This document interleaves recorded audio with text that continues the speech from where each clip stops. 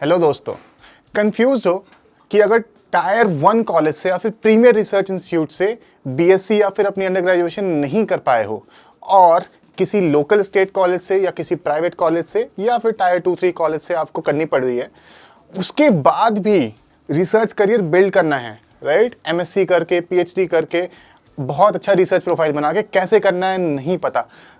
इसीलिए आज मैं इस वीडियो में आपसे बात करने वाला हूं कि कैसे आप अपनी बीएससी के बाद में इंटीग्रेटेड पीएचडी कर सकते हो या फिर पीएचडी कर सकते हो एक top research institutes like IISc Bangalore, IISERs, NISERs या फिर टीआईएफआर जैसे इंस्टीट्यूट से, जिससे कि आपका रिसर्च प्रोफाइल डेफिनेटली एक बूस्ट मारेगा।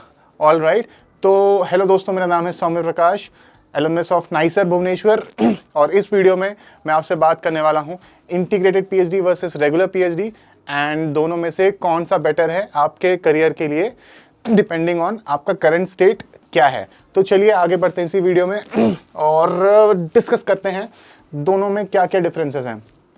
तो फर्स्ट ऑफ ऑल, दोनों के एलिजिबिलिटी क्राइटेरिया में बहुत बड़ा डिफरेंस होता है।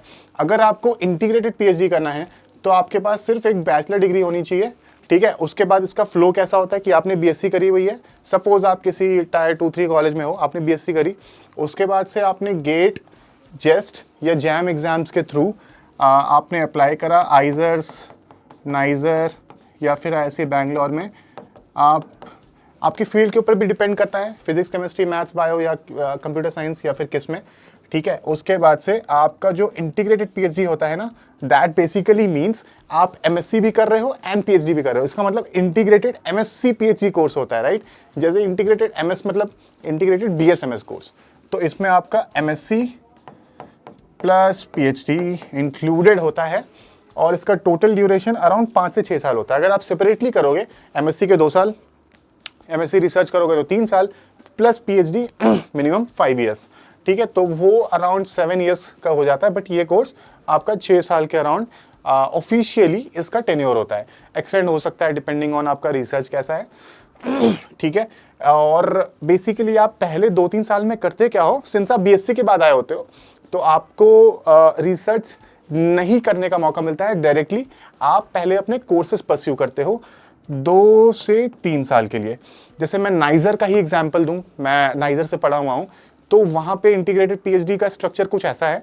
आप आओगे, आप अपने पहले 2 साल में कोर्सेज परस्यू करोगे, ठीक है, रेगुलर आपके कोर्सेज प्लस लैब्स, अपने आप जो भी आपके बीएससी सबऑर्डिनेट्स होंगे आप उनके साथ ही कोर्सेज को परस्यू करोगे, इन लैब्स जाओगे और आपके 3rd ईयर में आपको बेसिकली एक रिसर्च प्रोजेक्ट को करना पड़ेगा। वो सेमेस्टर लॉन्ग प्रोजेक्ट भी हो सकता है या फिर छोटा सा प्रोजेक्ट भी हो सकता है।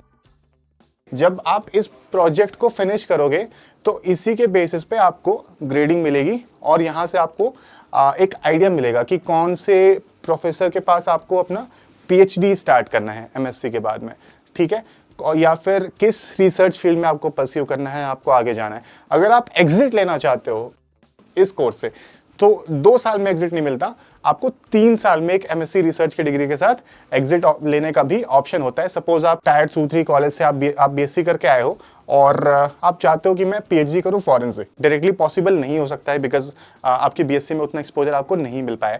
तो आप इस कोर्स में एडमिशन ले लो और आप इससे एग्जिट ले लो 3 साल बाद एमएससी डिग्री के साथ में, ठीक है। ये करो किसी भी रेप्यूटेड कॉलेज से like IITs, आइजर, niger, TIFR, IISc, और इसके बाद में यहाँ पे आपको 3 साल में अच्छा खासा एक्सपोजर मिल गया, फिर आप पीएचडी के लिए अप्लाई करो इंडिया के बाहर, अगर आप ऐसा चाहते हो तो। बहुत सारे लोग करते हैं लाइक दिस, ठीक है।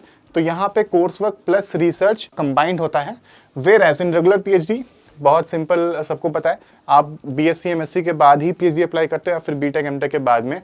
तो ये बेसिकली यहाँ पे एलिजिबिलिटी के लिए मास्टर्स आपको चाहिए होती है और ये 4 से 5 से 6 साल का होता है, ठीक है। यहाँ पे आपको फ्लेक्सिबिलिटी थोड़ी ज़्यादा होती है, आपका कोर्स वर्क 6 महीने से 1 साल का होता है और ये जो प्रोजेक्ट की मैं बात कर रहा हूँ ना 3rd ईयर में, ये आपका यहाँ पे 1st ईयर से स्टार्ट हो जाता है।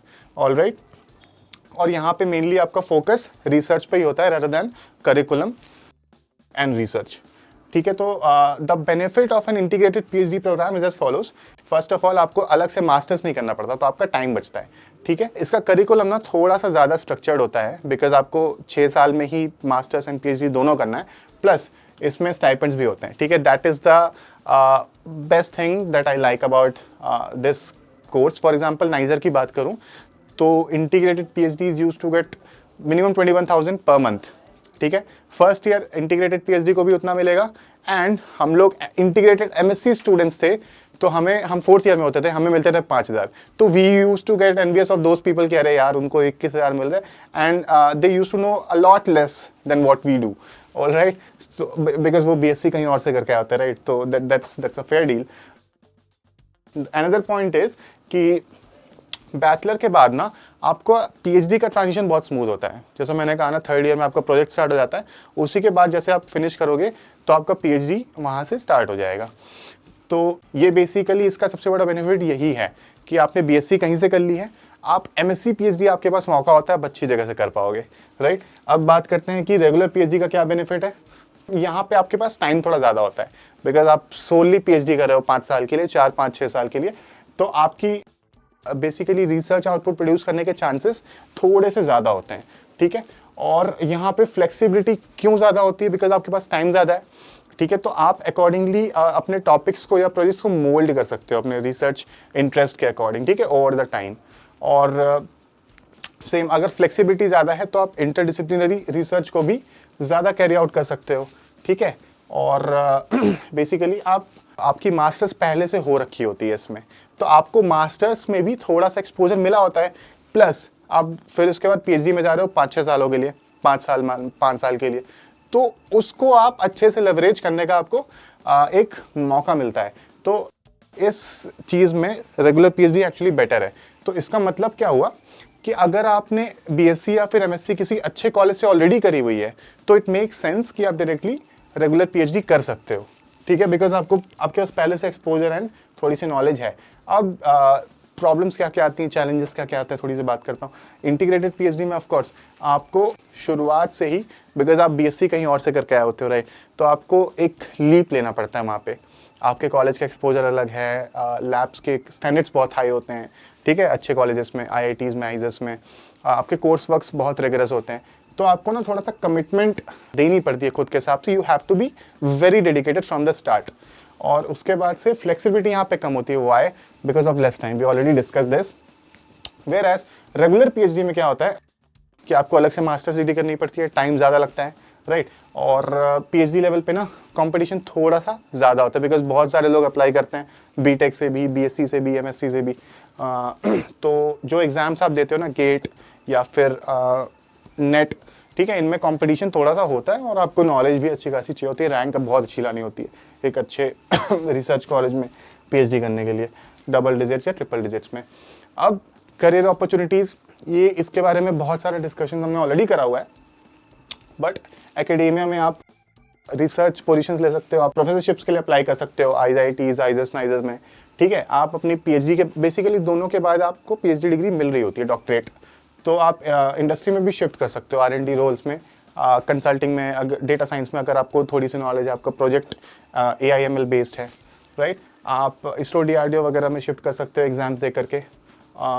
मेनली तो आप इसके बाद से पोस्ट डॉक्टरेट कर सकते हो। रिसर्च पोजीशंस का मतलब है इंडिया में भी, इंडिया के बाहर में भी। उससे बेसिकली आपको एक खुद का इंडिपेंडेंट प्रोजेक्ट कैरी आउट करने का मौका मिलता है, और आपकी रिसर्च नॉलेज, एक्सपोजर, सब कुछ आप अप्लाई कर पाते हो, ठीक है।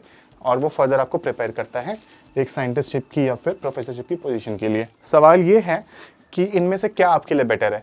मैं ऑलरेडी थोड़ा थोड़ा बता चुका हूँ कि अगर आपने BSc किसी टायर 2-3 कॉलेज से करी है, आपको बहुत ज़्यादा एक्सपोजर नहीं है, तो आप डेफिनेटली प्रिपेयर करो इंटीग्रेटेड PhD प्रोग्राम के लिए, ऑलराइट। आपका मास्टर्स और PhD साथ साथ में चलेगा एक अच्छे कॉलेज से।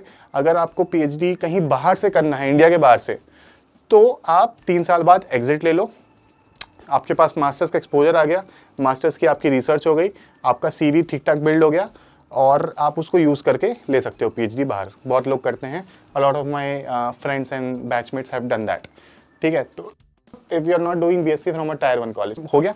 और अगर आपको थोड़ा सा टाइम कम चाहिए या अगर आपको स्टाइपेंड चाहिए, ठीक है, तो आप सीधे IPhD प्रोग्राम में एडमिशन लो रैदर दैन एक नॉर्मल MSc प्रोग्राम से। अगर रेगुलर PhD आपको तभी करनी चाहिए अगर आप ऑलरेडी किसी बहुत अच्छे कॉलेज में हो, आपके पास एक्सपोजर है, तो आप सीधे रेगुलर पीएचडी कर सकते हो अपनी बीएससी एमएससी के बाद में, ठीक है। Of course you don't get integrated PhD after a tier 2-3 college, ठीक है। You are doing BSc from a premier institute. तो अगर आप ऑलरेडी प्रीमियर इंस्टीट्यूट से बीएससी कर रहे हो तो आप उसको ड्रॉप मत करो, आप एमएससी फिनिश करके फिर एक अच्छे पीएचडी प्रोग्राम में एडमिशन लो, ठीक है। और अगर आपको ऑफ कोर्स टाइम चाहिए, you want to get accustomed to your research, आपको प्रॉपर एमएससी एक्सपोजर मिला हुआ है पहले से अच्छे कॉलेज में, और उसके बाद से आप चाहते हो आप उस पर बिल्ड करके एक अच्छा रिसर्च करियर बनाओ, तो आप डेफिनेटली पीएचडी कर सकते हो। तो ये थे कुछ points integrated PhD versus normal PhD के बारे में।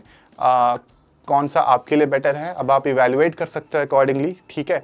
अगर किसी लोकल कॉलेज में हो तो प्रिपेयर करो गेट का, जैम का, जेस्ट का, और एडमिशन स्विच कर जाओ इधर। और अगर ऑलरेडी अच्छे कॉलेज में हो तो you know what to do, अपनी प्रोफाइल को और बिल्ड करो, इंटर्नशिप्स करो, वीडियोस ऑलरेडी बना रखे हैं, ठीक है। और कुछ जानना है तो कमेंट कर दो वीडियो के नीचे, ईमेल्स लिखो, सर्वे करो, प्रोफेसर्स को कांटेक्ट करो, अपना सीवी बनाओ, सबका वीडियो ऑलरेडी अवेलेबल है, आप चेकआउट कर सकते हो उसको। एंड उम्मीद करता हूँ कि इस वीडियो से हेल्प मिली होगी। अगर अच्छा लगा है तो आप SciAstra.com को चेकआउट कर सकते हो।